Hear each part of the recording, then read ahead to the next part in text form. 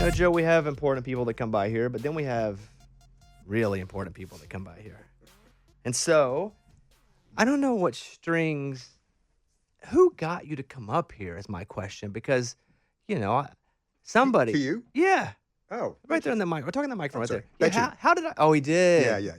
I've known him forever.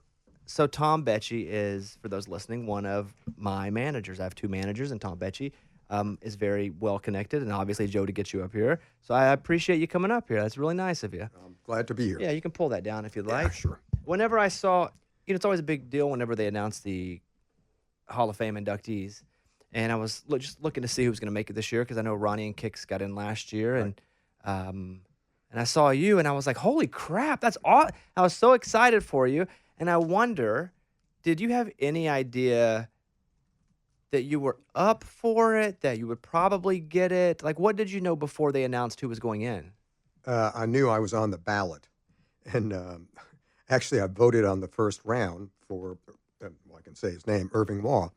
And the second ballot came out, and I was removed from the category in terms of being able to vote. And I called Brendan over at the CMA, and I said, "What's up with that?" He said, "We can't have you voting for yourself." I said, "I wasn't going to do that, but I completely get it." So whenever they announced that you made it, because you've done so much, and we're going to talk about a lot of that. How does it make you feel at this stage of your career to again get probably one of your highest achievements? Um, it's not something that you really ever think about because it's such rarefied air that you really don't think you get there. And it's not something that I think most people that go in there really strive for.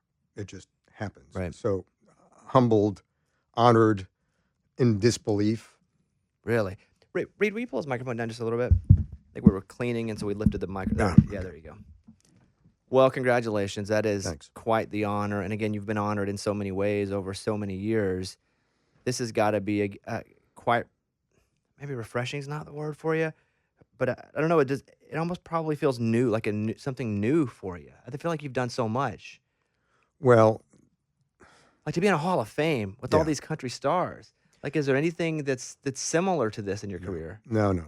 I mean, when I did when Ronnie and Kix hosted the press conference for the nominees, I was standing there just before I went up, and I looked to my left, and there's Hank Sr., and to the right is Patsy Cline. I went, what am I doing here? It's just, it was surreal. It really was. You mentioned that, and again, I can appreciate your humbleness, but what are you doing here? And I can list 10,000 reasons why you are in the Hall of Fame and have done so much. But I was kind of going over some of your personal history that we'll get to in a second, where you moved from New York down to Nashville and then back to New York and back to Nashville. But I just kind of want to start with some of the acts you've signed and kind of bounce around between your career and the acts that you've signed and what you saw in them early, because there is such a skill, maybe even an instinct, and you could tell me, what part of your talent or gift that you use when finding these great acts.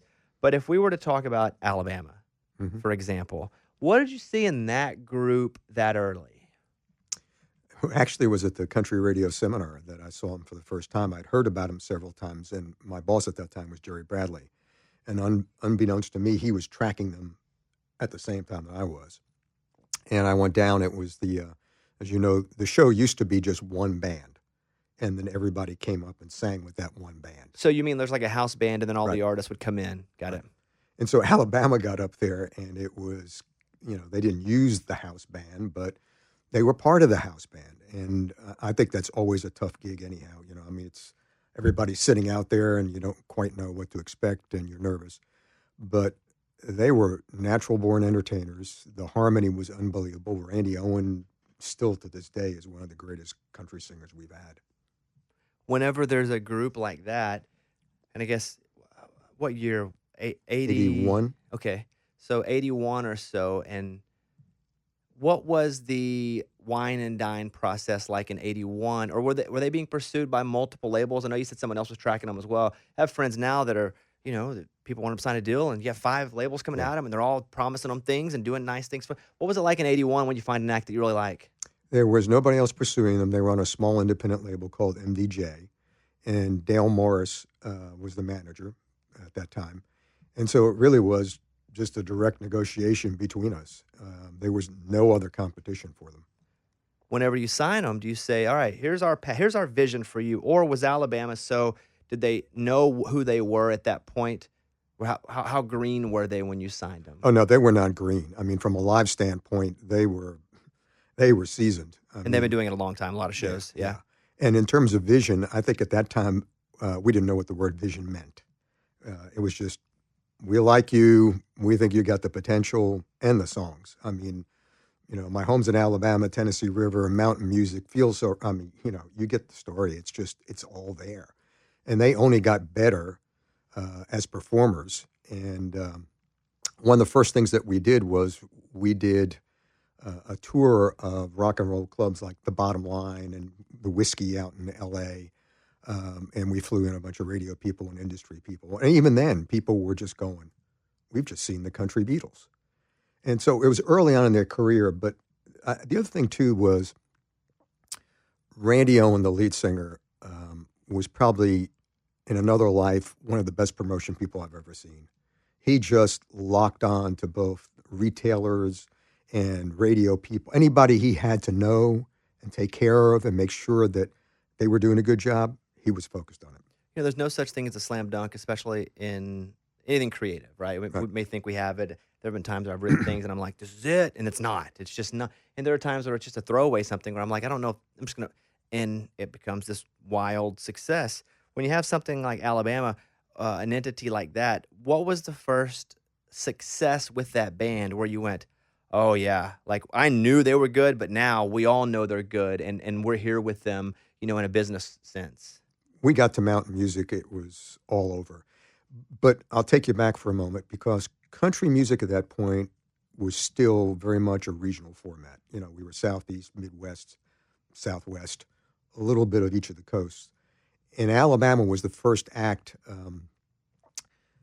where you remember the Tower record stores, where I actually went to the meeting with them, and they went, "What's up with this band?"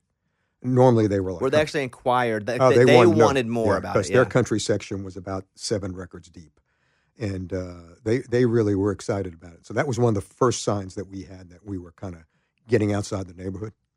You grew up in New York, right? And so, what town? What? It was actually Queens. Okay, so you grew up Archie Bunkie territory. Oh yeah, yeah. So when that show was on, did it feel like that was happening in your neighborhood? Oh yeah, I mean I could relate because all those houses were built the same. They were all attached in row after row of those, block after block. So you grow up, and what music is influencing you in, the '60s? Stones, Beatles, Dave Clark 5, all, anything that was the British invasion was huge at that point. Little Richard. I mean, it was just typical rock and roll. So for you growing up in a time where, like, even if I look back, I mean, that was probably music at its peak, right? At whenever that, I think that culture consumed so much. They owned so much of the market share, we'll call it that. Why get into music, though, professionally? What made you go, I got to do this, not just to listen, I want to get a record and just listen to it and love it. Why would you want to get into it all the time? Well, I actually, when I came out of college, I interviewed with several companies, and RCA is one of the 2 companies that offered me a gig. And at that point, when I was interviewing, I was a little too cocky at that point. I was sitting down. The guy was the head of finance, and I said to him, what division, because it was RCA, so it was Coronet Carpet, Banquet Foods, Random House, NBC, and then RCA Records. And I said, what's RCA Records? And he said, what do you mean? I said, well, I'm an avid collector. I don't have any of yours. I know my labels, and I don't have one of your things. What do you mean? We're very strong in show tunes, and we're very strong in classical music. And I'm looking at him going, really? But so I went to work for RCA, and it was not something I was thinking about as a music career. I was just thinking about a career. Like a job? Yeah. I'm out of school. I got a wife. I got a kid. Let's go. What did you do in school? Like, when you were going to college, what did you think you were going to do?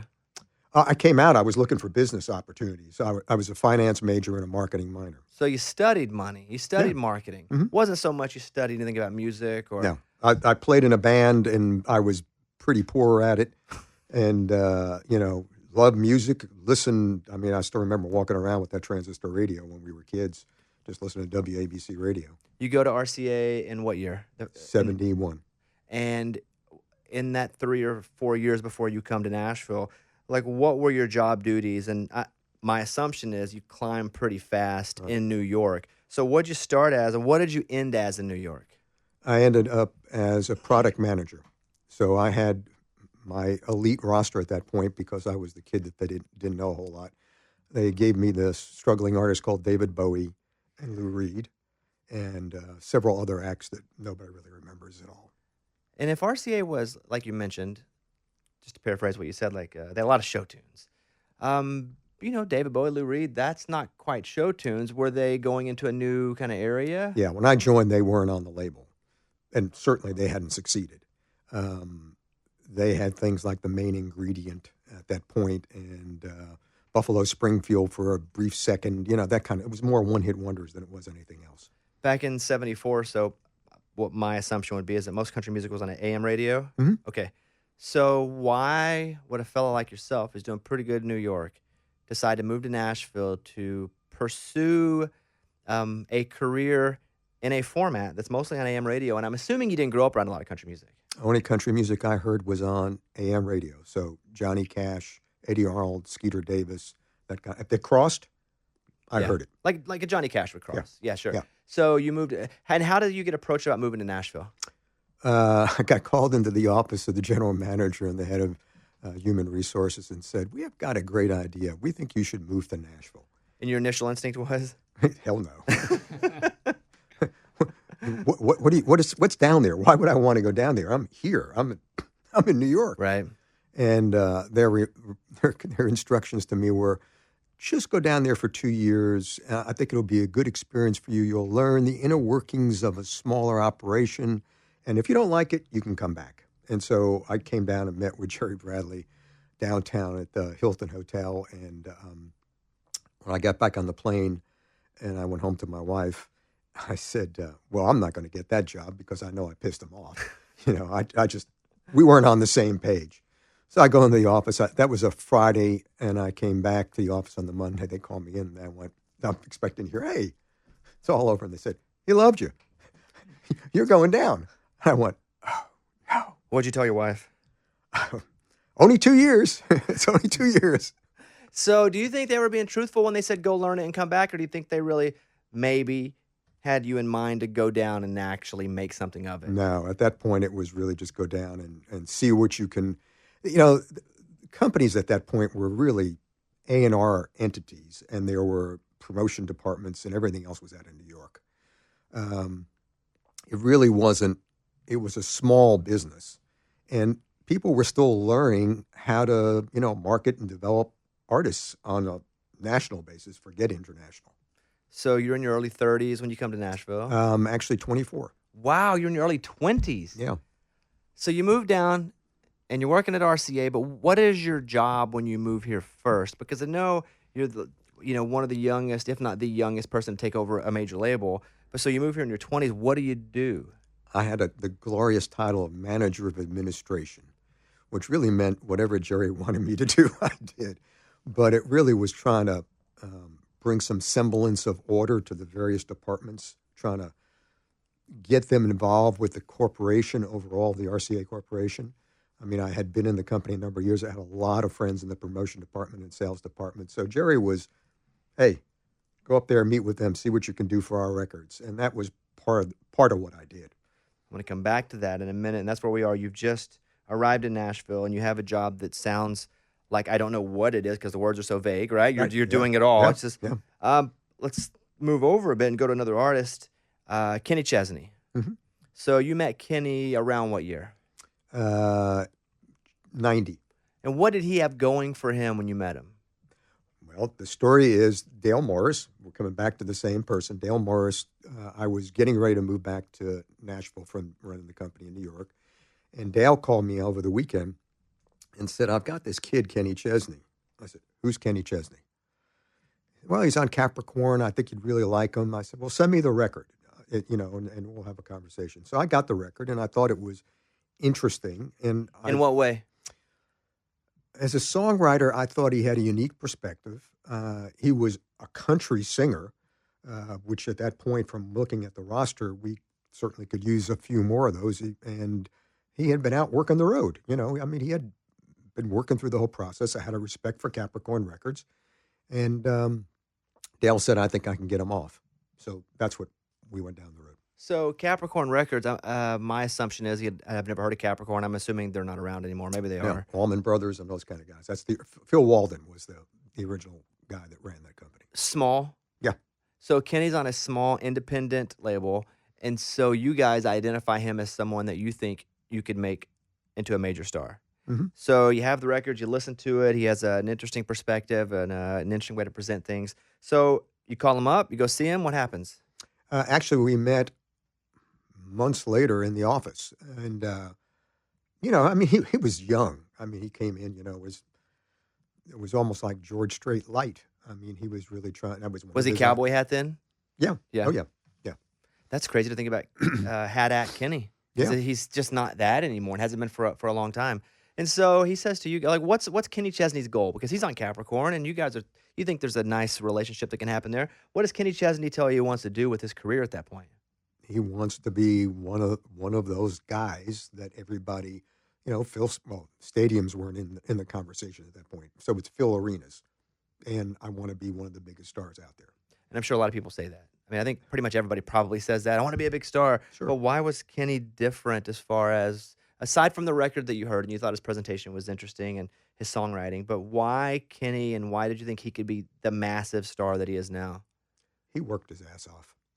And I mean, he really, whatever he didn't have as a skill, as an entertainer or as a writer, he would go out and find those guys and spend the time to learn. I always thought it was interesting. When he was in town, he was always going to see shows. Something he continued on much later on. He went out and toured with Alabama when he didn't need to tour with Alabama.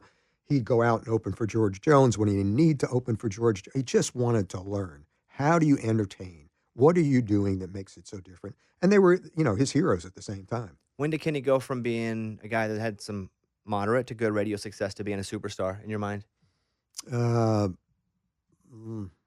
Early 2000s. And what was it? A song? Was it How Forever Feels. that was the one?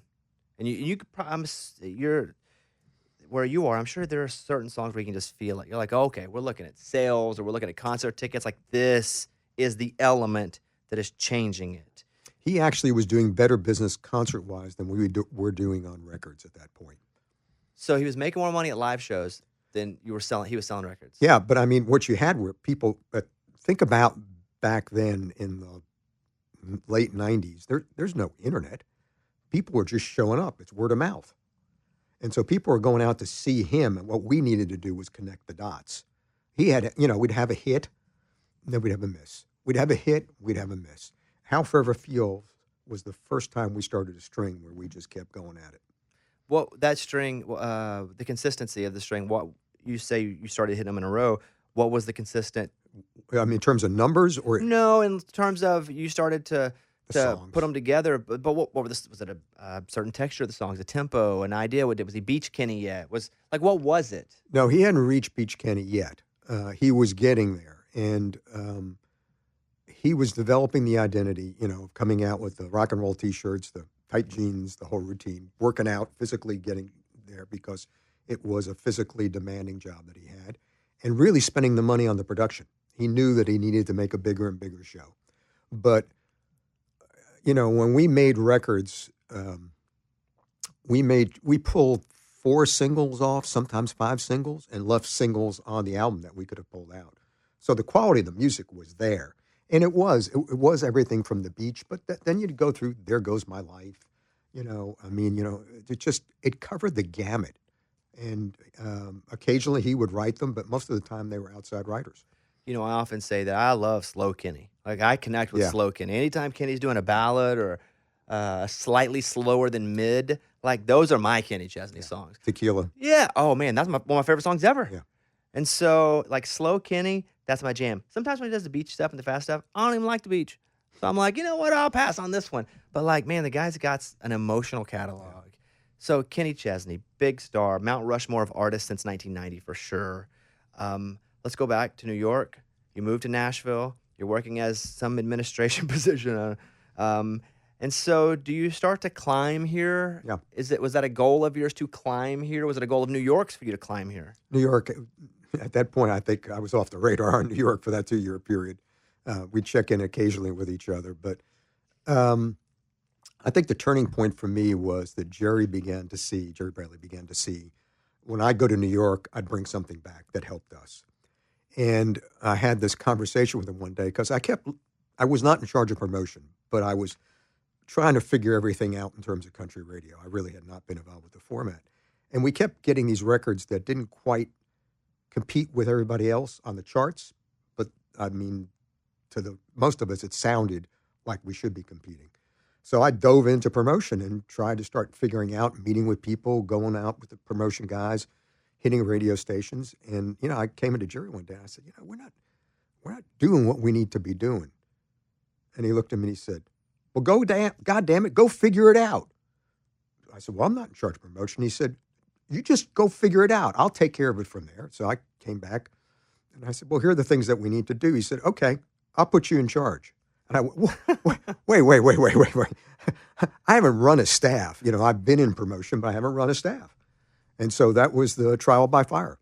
And that fire, as you're in the fire, do you realize that it's easier or harder, or that you're naturally good at it, or it's something that maybe you didn't have the instinct for, but you could work really hard and figure it out? Like, where did you fall when you got into this promotions world and now you're running it? I felt like I could do it, but I needed the experience. I was surrounded by other labels where guys have been doing this stuff for 10 or 15 years. I've been doing it for 15 or 20 months. So it took me time to build those relationships and understand the system, but then I went after it. Did you feel like a little bit that you were at the right age at a time when things were changing and you had the right vision and mindset?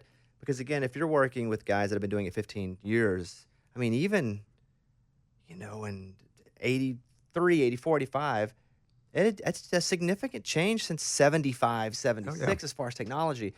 I think I got lucky being this age because I was using the internet and doing podcasting stuff before everybody was doing it. But I happened to be very young at the right time, and so everyone's like, "Wow, look at this guy! He's doing all this revolutionary stuff." No, I was just 22. Right. It really wasn't revolutionary. I just was young doing it. Did you find that a bit of that was because you were younger and you were actually using the technology of the day instead of having to learn it at an older age? That was part of it, but I also think, just like you given an opportunity, you went after it, and you were not afraid of trying things, and that gave you the entree. Same thing with me. I was not afraid of trying and failing if I need, but I was going to go after it.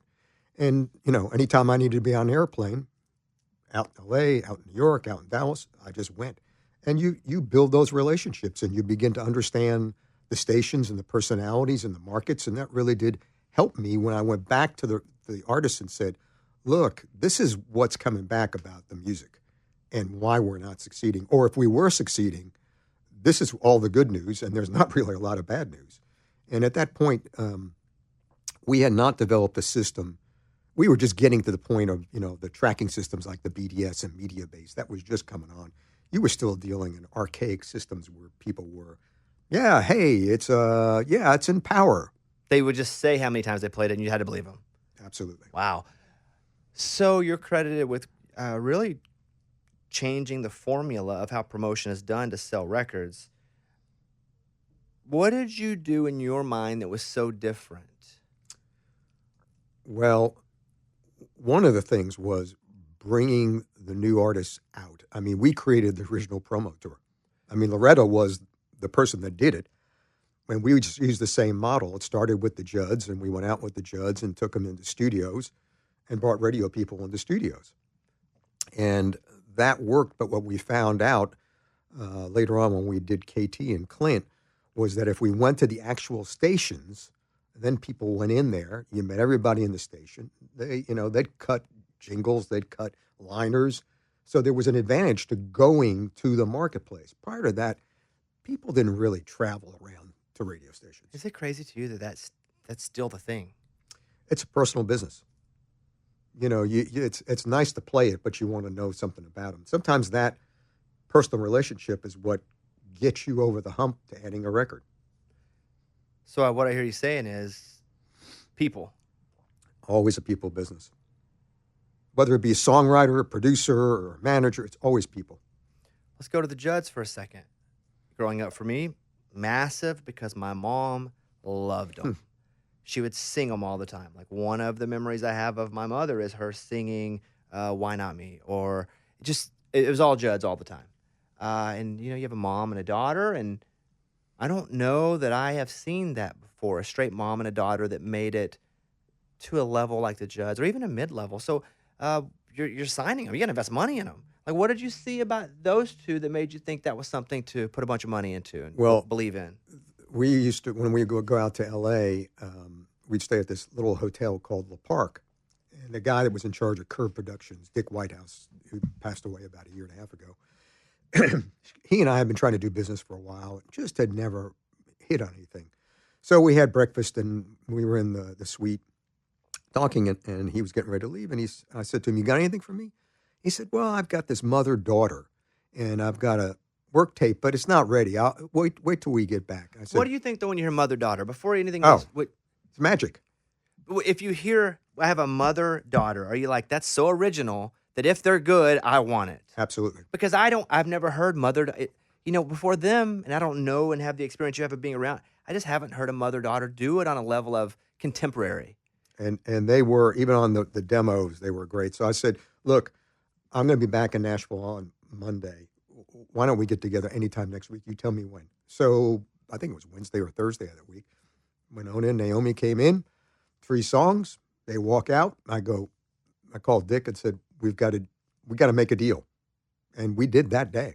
What do they, and maybe you don't remember, but what do they come in and sing? Do they have a guitar? Are they doing a cappella stuff? No, they had a guitar. And, Y was playing and singing, and they were doing the harmony. And Naomi is entertaining, telling you the stories.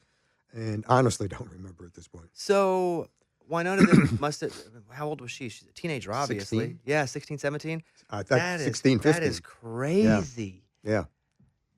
And to have you hear about stage parents a lot. That's a literal stage parent. That's a parent on stage with you, and you're doing it together. What was that dynamic like for them early? Because they're equal stars.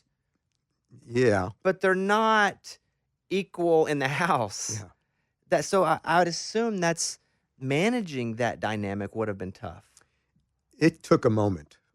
I think that, Y was beginning to see that she was the center of attention, but she did need her mom for the harmony part and also for the entertainment part.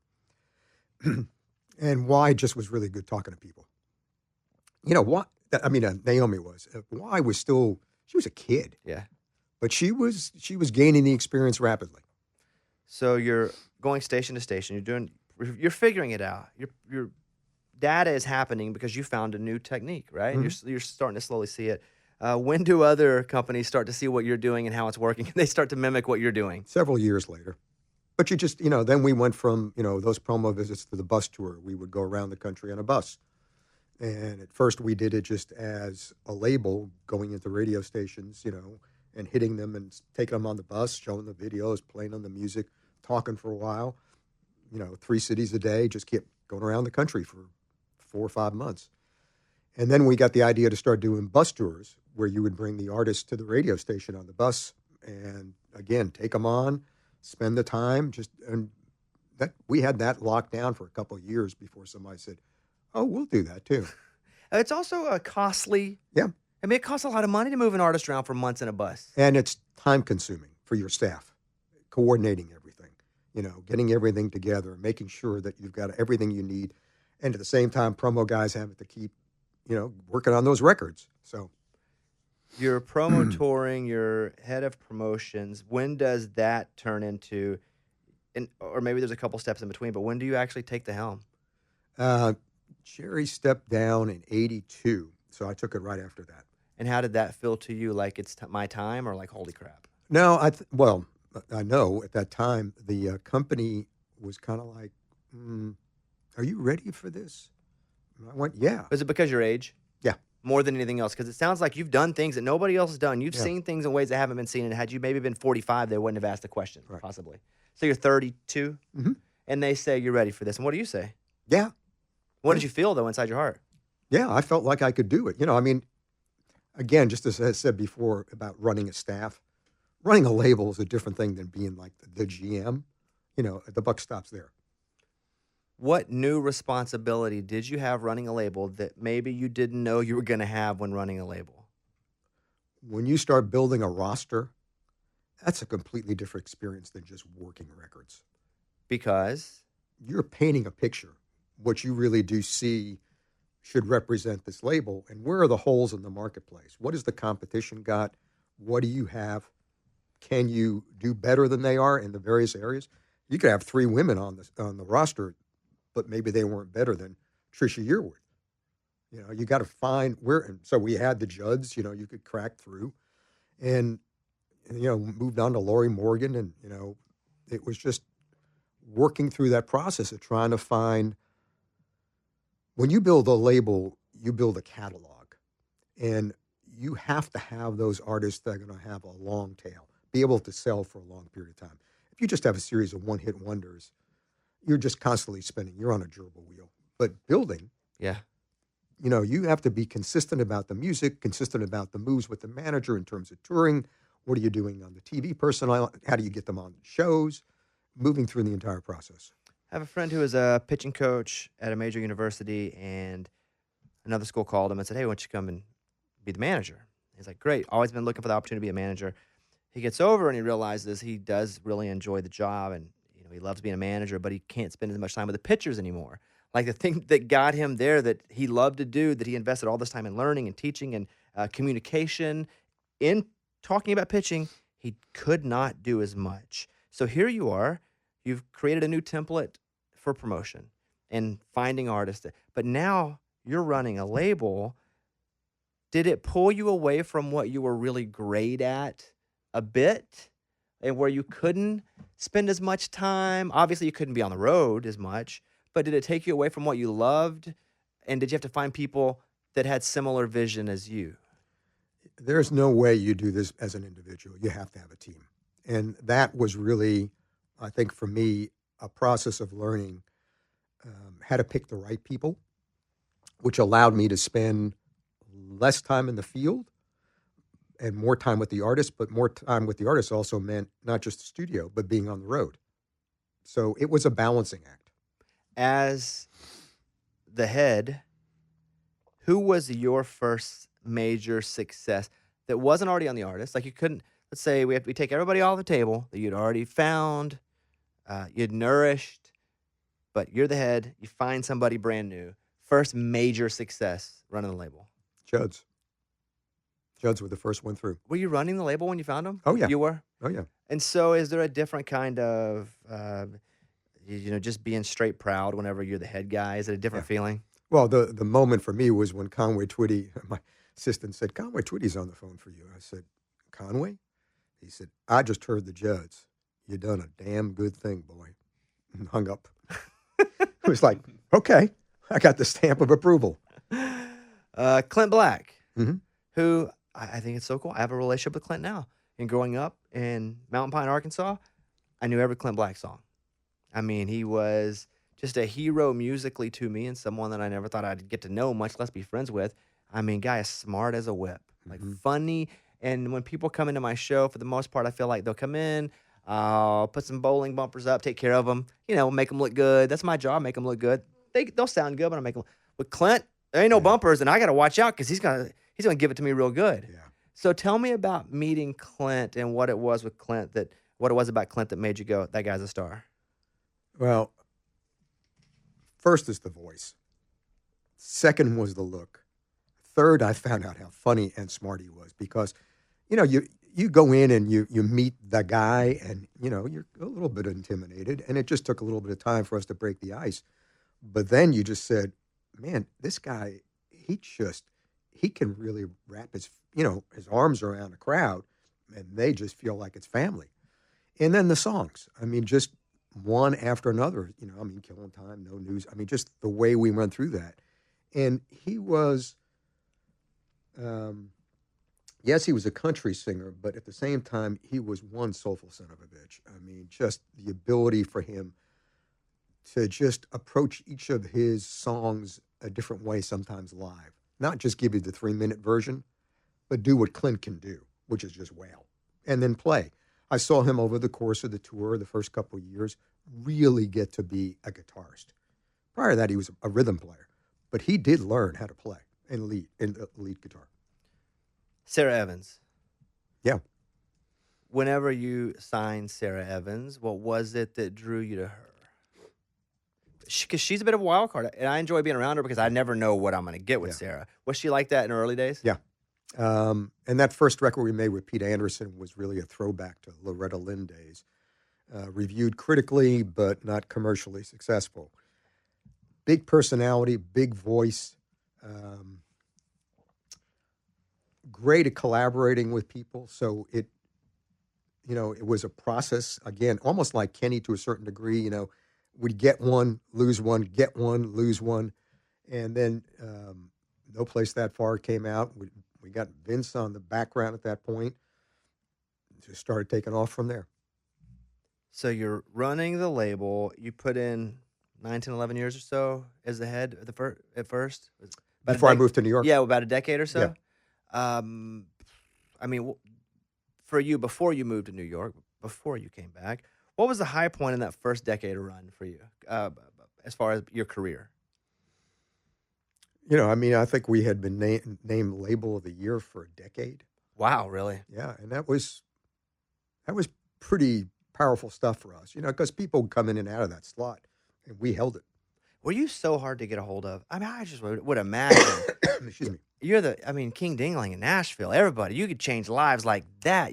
You were the biggest guy in town. I got to imagine everywhere you went, somebody was trying to hand you a tape, something, calling your office, dressing up like a delivery man coming in. That stuff had to be happening to you all the time. If somebody called me, I returned the call within 24 hours. I always did that. I didn't leave the office till I was done. It was about relationships. And you can ask anybody that worked for me or worked with me all during those years. I called you back. The King of Nashville is calling people back all day. Yeah. I mean, that's the job.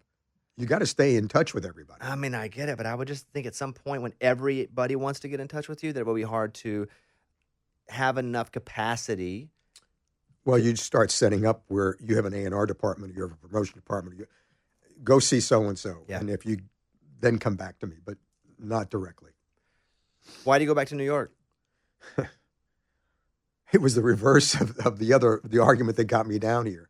I went to, my boss came down from BMG, and I thought he was hinting around about me going to work in New York.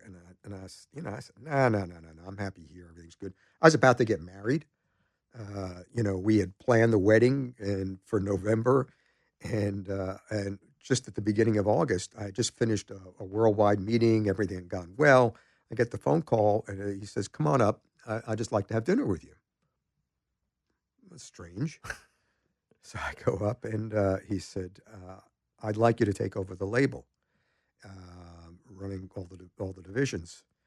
And I said, Michael, I thought we ruled that out. He said, "No, you're the right guy for it." He said, "But you've got 5 hours to make the decision. When this dinner is done, I need your answer by 11 o'clock tonight." Well, how do you even have a dinner now that you got to have a decision? That's all I'll be thinking about is trying to run through my head all the scenarios. And that's the the guy way wants it me to worked. pass the mashed potatoes. And I went back to the room and called my fiance at that point, Fran Schwartz, and I said, "I think I can do this. Are you up for it?" We were both ex-New Yorkers. Sounded like a good idea at the time. And so I called him back and went into the office the next day. He fired the president that morning, and I walked in, called everybody in, had our first powwow, got back on the plane and went back to Nashville because I came up there with like an overnight bag. So I went back, and then, all hell break loose, because I'm going to have to move to New York. I'm about to get married. I mean, it's just crazy. So. And what does your fiance think about the move back home? She was excited about it because she was a New Yorker. The unfortunate problem was she was working for Arista with Tim Dubois. She was one of the original founding members of the Arista. group, and then she goes up there and she doesn't have that job anymore. So she's got to go find a job up there. We're trying to find living in New York and get used to the roster. You got 100 acts where we had 15. It's a different world completely. Were you more excited about going home or a different challenge? It's a different challenge. And what was different about it? Maybe the difference was just how wide the net was. All different sounds and different types of artists. I had the jazz department, the R&B department at that point, the rock department, and then pop, and then country reporting to me. So it was the whole portfolio. Do you have a part in hiring your replacement in Nashville? Yes. And so you go up. I was just kind of looking at some of the stuff you did when you went back, and I'm a fan of both or two of the acts that are directly credited to you. One of them being Dave. So Dave Matthews Band. How does he and that group get to you? Well, we're pre-internet, and so kids at that point, as you may remember, when you went to see a band, you'd make a cassette tape, and then you pass it around the dorm. And we had a group of college interns, and this one college intern said, all my friends down here in the South, they got this guy, Dave Matthews Band, and, you need to listen to this. That's how it got to you? Mm-hmm. Wow. Went to the college department reported to one of the guys in A&R, who actually is here, Pete Robinson, is here in Nashville as a publisher. And we went to Wetlands, Butch Waugh, myself, a few other guys, and we walked into this place. The show was supposed to be at 2 o'clock in the morning. Walk in at like 1. 2 o'clock in the morning? Yeah. Walk in there. There's nobody there. And I'm looking at the A&R group going, 2:01, about 75 guys start walking in, ball caps, chinos. About 2:05, the place is packed out. And everybody's doing the same thing, taking the cassette player, putting it in front of the band. Dave comes out, and I looked at Butch at one point. And we were probably halfway through the set. And I said, you think you can get any of this stuff on the radio? He said, I don't know about that, Joe. Was it long jam band stuff? Yeah. Yeah. And I said, you know what? I said, I think we just go for this because regardless of whether it goes on the radio or not, this is the most exciting thing I've seen in years. And then we went down and negotiated with Corn Capshaw, and we actually put the record out because MTV at that point was the 800-pound gorilla. And we put an independent record out, hit everything. No affiliation to RCA. People saw this record come out. They were jumping on it. Did you hide it because of what their brand was? No, we hit it because we knew that if we put it out, MTV wouldn't be as excited about it because they like the indie stuff. I got it. So, okay. So MTV's brand played into it. Yep. Got it. MTV started going, well, you guys, you need to pursue this. And I said, yeah, we'll get it. Got it. Started making the videos, went on MTV. And then everybody figured out later on it was an end around. You mentioned Corn. That's like my guy. Yeah. And he's, Dave was playing in his bar. Mm-hmm. And, found the bassist and, put that. I mean, what a story. And what a way to build a career, the way he built it throughout the touring spectrum. I mean, unbelievable. The first gig that Dave played west of the Mississippi was in Seattle at our annual meeting. He had never been up there. But again, people flocked in. Was it a convincing that you had to do with Dave to go, hey, let's make these songs 3.5 minutes and let's make, real catchy hooks and, what you do is awesome, but for the radio, it's a different animal? Or did you get it? You just let them go. I think our format is that animal. Dave was a completely different entity, completely. You just let him do what he did. It's funny, we did an international meeting. We had started to really, gold, 750,000 units. And I went to an international meeting in Barcelona, and I was all excited because these guys have been waiting for us to come up with something for years, and we just hadn't delivered. So I walk in there, and I do my presentation, and, I've got Dave on the big screen and everything, and we're doing the video and everything. And I look out, and most of the international guys that got their heads down at the desk, they are not interested. They're sleeping, they're napping, and they just never got it. It was an American thing. What do you think that thing is? Like, what about it is so American that someone international wouldn't get? 3.5 minutes. Yeah. Yeah. I mean, tour, yeah, if you want to tour, which he didn't really do a whole lot of, but not for the radio. Wu-Tang. I mean, again, Wu-Tang was everywhere for me as a kid. Not the same as Dave. No. You know, it's so. What about Wu-Tang? And at what stage did you start to get to know the guys? We had done a production deal with a guy named Steve Rifkin. Loud Records was the name of it. Not Big Loud, Loud. And we had a couple of, get to first base, and that's as far as you went with a couple of the acts. And they brought in the Wu-Tang and the demos of that, and everybody in the company just flipped. So, it was part of the deal itself, so we got it, and then we started to develop it. Was it interesting to you guys in a positive way that they all had their own independent personalities and names and characteristics? Yeah. I mean, because in hip-hop groups, for the most part, when I was a kid, they didn't all stand out as individually and then work as well together at the same time. And all the guys, I mean, they did so much stuff separate, but they were always Wu-Tang. So that was a positive with you guys? Oh, yeah. I mean, you had you saw it on stage. They were all distinct personalities. And it was East Coast. There was the West Coast out there, and you had all the Dr. Dre's and everything else, but this was an East Coast band, and they really did move the needle. Hot 97, that was when there was rhythm stations out there. Was there a decision to make when they wanted to do solo stuff of which ones of them that you would sign and which ones you wouldn't, or did you? Because I don't think you signed them all, did you, individually? No, not at that point. By the time they started doing solo, I was gone. Okay. So, you're gone.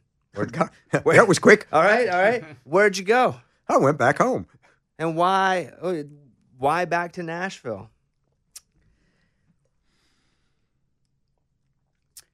That process,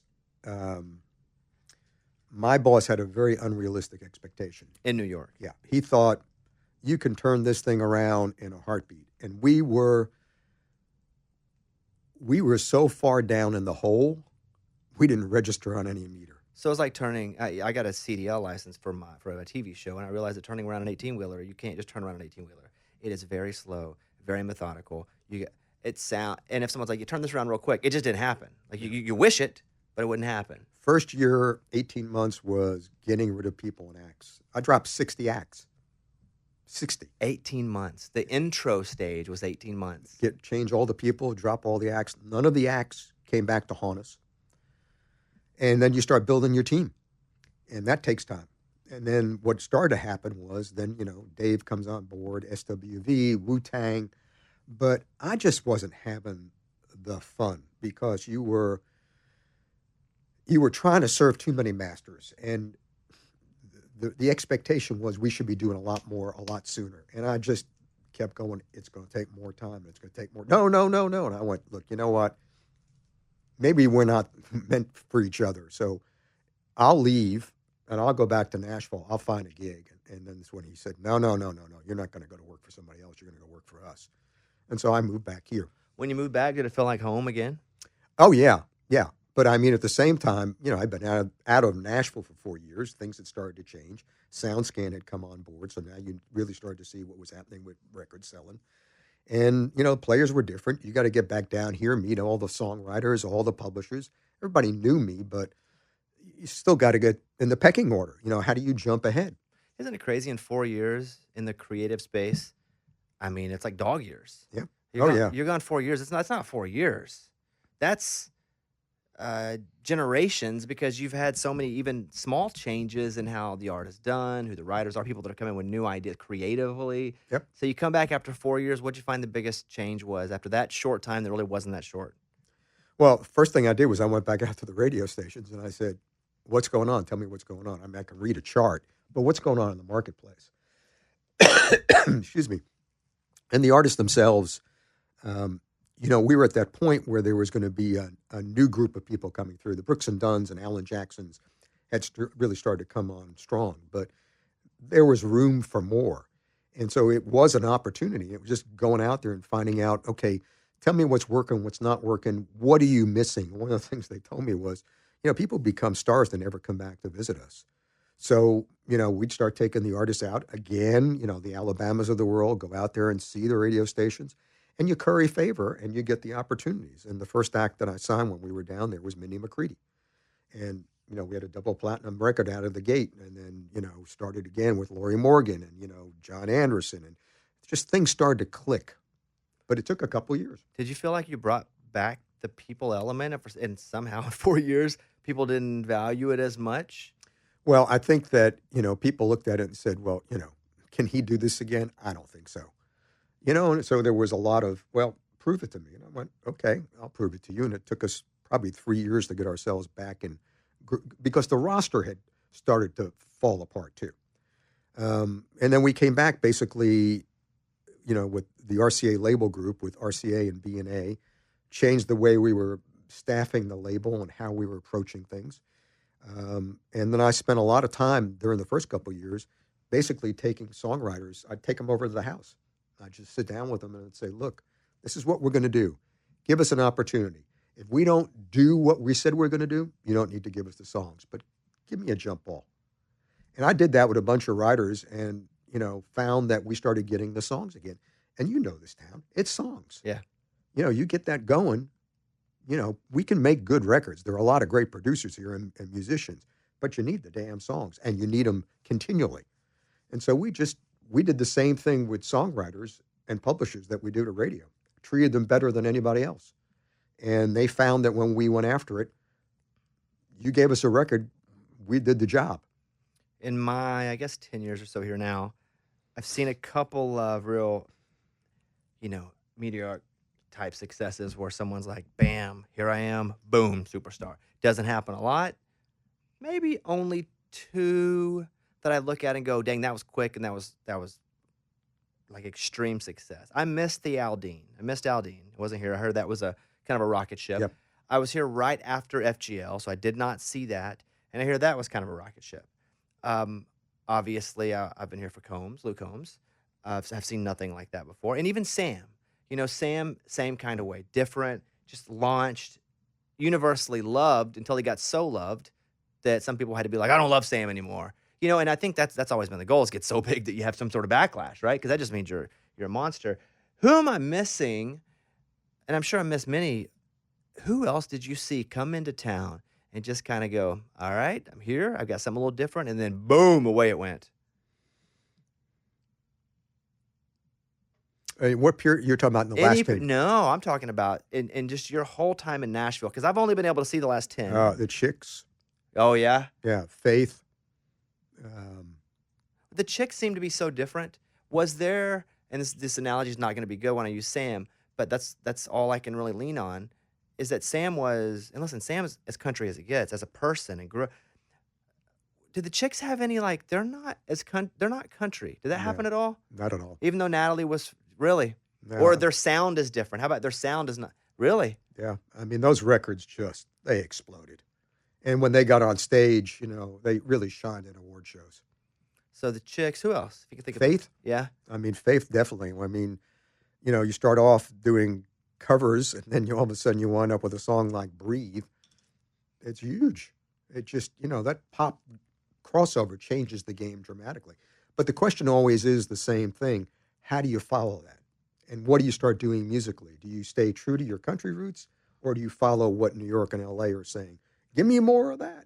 And when you do give me more of that, you kind of lose the country base. And that's what happens. You don't get that success. Shania, were you here when that was? Yes. What was that like? Oh, we couldn't believe the numbers. I mean, all of us on the other side were going, that can't be. And it was. And it was international. And that very rarely happened. So you have these monster stars in Nashville, and as someone that's an international star like Shania, could she be in Nashville and still feel safe? Oh, yeah. Yeah, I mean, the record, as long as, it's the same old thing. If the music is there, you're okay. And you can go internationally, but the reality is when the music starts to tail off, then everybody starts poking holes in you. And by tail off, you mean if it's not country? You mean the country folk will be like... Yeah, people would take the crossover and be happy with it. But when you start losing and you start, again, you go to the other side making records for pop and not considering your country base, that's when you have a problem. Let me ask you about outlaw country for a second, because the more I read about it, and I do consider myself a bit of a country music historian, in that, if they do a documentary on some of the older stars that I grew up watching with my grandmother, she was the whole influence on me, right? When they shot the PBS Charlie Pride, I was right there. Like, I freaking love Charlie Pride. And so I feel like I got a lot of it down just through learning and reading and watching videos. But the outlaw country thing is interesting to me. And slap me in the head and tell me I'm wrong. But I feel like at first that was very much a marketing tactic. It was. And now there's this romantic with old school country fans that it wasn't, that they were just robbing stores and. Well, I think they ran parallel tracks. I mean, the idea was, Jerry Bradley, who I was working for, as I said earlier, remember the Time Life series of those books? Mm-hmm. He took that art, and that's what was the Outlaw. That was the basic outline of the album, and called it Outlaw, the Outlaws. And, I don't know, Tom Paul was an outlaw, and neither was Jesse at that point. But Willie and Waylon, bucked the system. At that time, you were supposed to be recording in RCA studios or Columbia studios. That was part of the deal. We had a union. And both of those guys, that's really where the outlaw came from. We're not going to record there. You guys are, you're on the clock. I don't want to have to follow the clock. I want to be able to record when I want to record. And if I want to go over, I'm going to go over. And I'll pay the overtime for it. And that just didn't sit well with the powers that be. And so they did stuff outside the system. And that was outlaw. So that, not punching record executives in the face, No. spitting on, it's outlaw. And that, again, the formula that had been built, they were just going, we don't want to live in this formula because we feel like we can create in a better way, in a different way. Yeah, and also they were, the way they approached their music, they were covering, Bob Seger. What has Bob Seger got to do with country? The lyric. I mean, Waylon just, supporting Steve Earle when the town wasn't supporting Steve Earle. It really was about the music, the music, the music. If you were with him on the music, you're good to go. Regardless if it went up or it went down, he didn't care. He just wanted to make his brand of music. Same with Willie. My grandmother would tell me, because Johnny Cash is from Arkansas, that's where we grew up, and that she would go to some Johnny Cash shows before he really blew up and crossed over, because, rock, pop, he was everywhere. Christian, he just covered it all. But when he was a country artist, and she knew he was a country artist, people would be at the shows being, he's not country, like angry, like he's not country.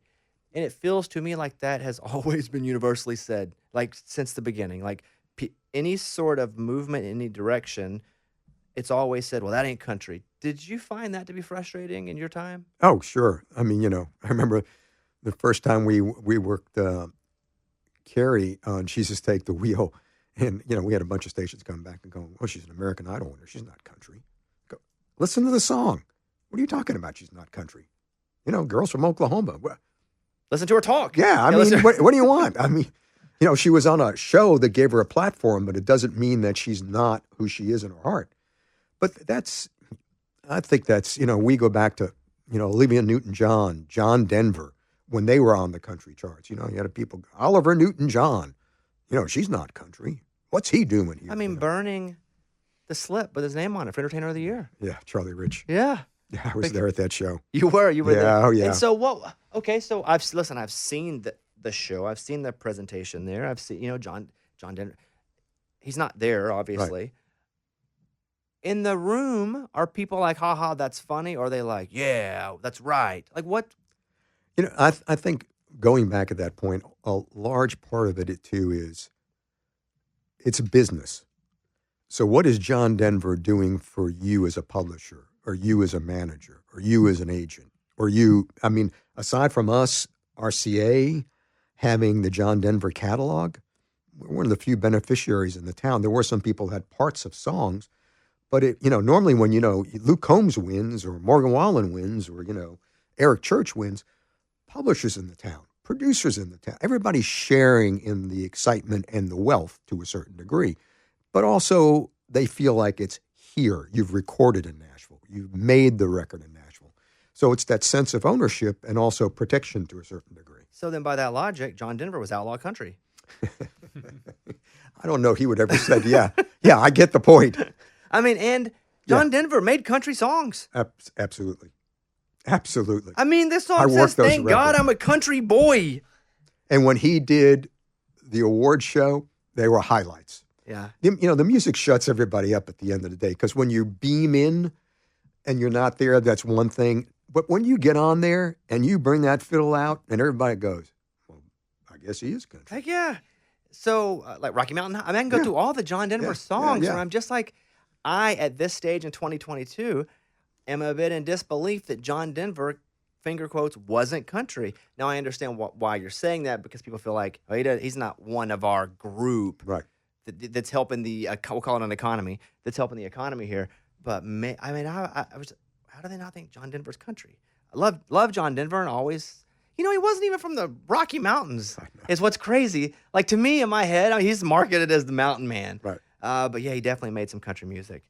Well, you're going to the Hall of Fame. I just that is just so cool. I wish Thank you. I could be more poignant there, but that is just so freaking cool that you're going to the Country Music Hall of Fame.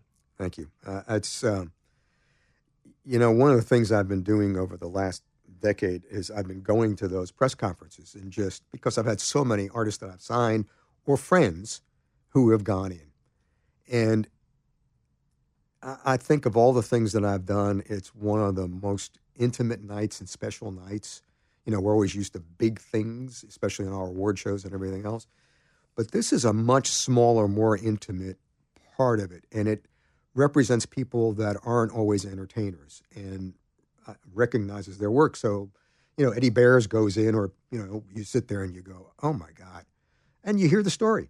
You understand what's going on, and it could be Ronnie and Kix. I mean, when Ronnie and Kix were getting ready to introduce me, and we were talking about what was your reaction when you heard about it. And Kix looked at Ronnie and he said, we just looked at one another and went, you got to be kidding me.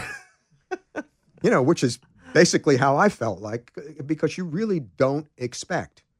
And I don't think anybody ever that I know of aims for it. You just do your job. And, the God smile upon you, you get in there. I got 3 final things for Sure. you. Number 1's Keith Whitley. He's going in with you. Yeah. What do you remember about Keith? Oh, God. The voice, the smile, the sense of humor, the love of the format. My God.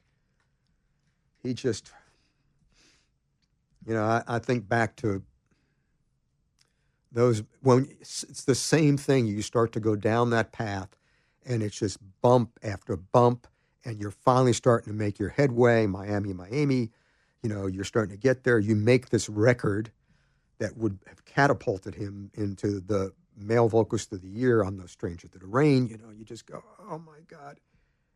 And then he's gone. And then the fact that it was Laurie and Keith, it would have been George and Tammy all over again, because those two singing together, those are 2 great classic country voices.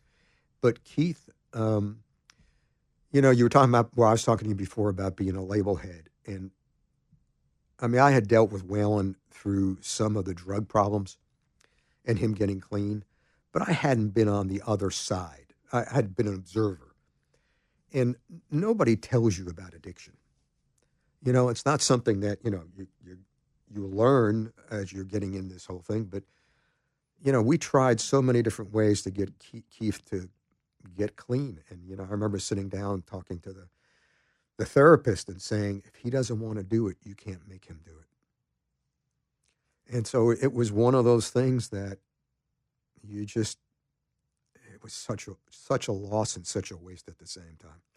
This is a very personal question regarding that, and I'll tell you, I had the same situation with my mom. And, my mom died very young of drugs and alcohol, and I would check her into rehabs, and I would say the same thing, like, what do we got to do here? And they're like, well, you can do this, and you can pound the hammer, and you can, but if she doesn't want to do it, it is never going to happen. And that was a really hard thing for me to accept. Don't know that I still accept it, honestly. Yeah. I get it. I understand it, but it's a very, very difficult thing for me. And there's still guilt that I have, even trying to facilitate, trying to support, with you going through that situation with him. any of those feelings? Oh, yeah. Because what happened was Laurie called me. We were launching Laurie's record, and we were about to do the promo tour. And she called and she said, what do I do? I mean, I don't know whether he can handle my being gone. I said, Laurie, it's your call, but this is what you want to do. I mean, is there going to be anybody with Keith? And she said, yeah, there will be people with him. And the decision was made to move forward. But when he died, my fiance and Randy Goodman came running in to Maud's down the row at that point. I was having lunch with Eddie Arnold and motioned for me to come over and said, Keith just died. And so I hurried through my lunch with Eddie because we had to find Laurie. Laurie was on the road. Nobody had cell phones. She was in a car going, and you did not want to hear that come over the air. Hey, Keith Whitley has just died. We're really sad about that. And she's in a freaking car. And we found her in Seattle, thank God, before it happened, and then flew her back. But I remember getting that album and driving around the row for hours, just playing it over and over again because Garth Fundus and I had gone in the studio, and I went, it's that album that you're just sitting there going, oh my God, this is perfection. Commercially, artistically, it is the soul that he has. It's there. And then just crying because did I do the right thing? I appreciate you sharing that story with me. This is number 2 of 3.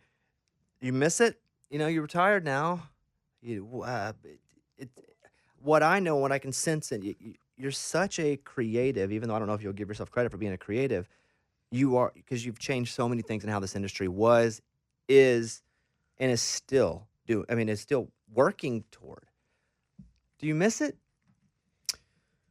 I miss the process of making the music. I don't miss all the bull that we went through now, especially with the corporations and all the initiatives they have and the way the system has changed where it's so much about data and not enough to me about gut. Because I can't tell you how many times we made a decision and it was kind of like, let's take this shot. And, it's a game of chances. Sometimes it works and sometimes it doesn't. And you could have all the data in the world. Doesn't mean that somebody, you were talking about before in terms of songs. Right. You think this works? It doesn't. No, I didn't think this one would. It's just that game. You don't know till the people get a chance to really spend the time with it. But that's the part I miss. However, I've spent that time since I stepped down with the CMA, and I still work with Kenny. So I get my fix. Yeah. It comes in, and it comes in lots of different ways, working with Robert Deaton on the award shows and everything else. But no, not anymore. I mean, I feel like when I ended, Miranda was the last act that I actually broke through, and that felt great. And so to see what she's doing after that has been really satisfying. But no, I'm good. I guess that's how you want to feel. That's Yeah, awesome. yeah. The last thing I'll say is, and it's not really a question, but it's more of a just from me to you, a very personal thing. It's, when I got to this town, maybe I remember it differently. I didn't feel very welcomed here for a while, for many years. I didn't wear a cowboy hat. I definitely grew up in a rural part of the South, but also had influences that weren't just country, and was very open about it on a platform that wasn't really appreciated, especially at the time. Now, culture's changed. I think I've been a big part of trying to move it forward a little bit, while also appreciating the history of it. And in my career, doing radio, doing television, doing comedy and books, and all these things that I've just never knew how to do, I just attack and just punch until something moves, and then you're like, oh, that moves. If I punch, let me keep going.